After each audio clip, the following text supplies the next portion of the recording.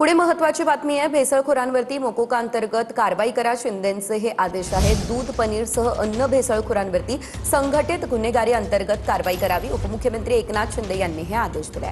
अन्नामध्ये भेसळ करणं साधा गुन्हा नाही, नागरिकांच्या जीवाशी तो खेळ आहे असंही शिंदे म्हणाले। तर भेसळयुक्त अन्नपदार्थांमुळे कर्करोग सारखा आजार होत असतो। भेसळखोरांवरती कारवाई करताना अजामीनपात्र गुन्हा नोंदवा असं शिंदेंनी म्हटलंय।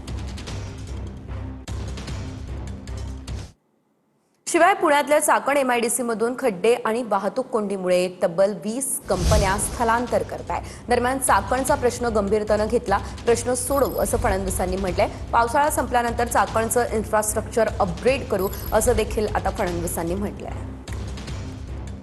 चाकणचा प्रश्न अतिशय जेन्युइन आहे। त्या संदर्भात एक बैठक झालेली आहे।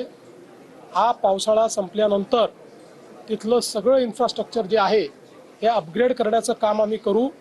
म्हणून आता नगर विकास विभाग आणि एमआयडीसी उद्योग विभाग या दोघांनाही टार्गेट दिलाय। पहिल्यांदा पुण्याच्या जवळच्या ज्या चांगल्या आमच्या एमआयडीसीज आहेत यांना इंडस्ट्रियल टाउनशिपमध्ये परिवर्तित केलं की मग तिथेच पैसा उभा होईल आणि त्या ठिकाणी इन्फ्रास्ट्रक्चरचं जे काही देखरेख आहे ती करता येईल। पण मी निश्चितपणे आपल्याला सांगतो की चाकणचा विषय अतिशय गंभीरतेने घेतलेला आहे आणि आम्ही सोडवतो।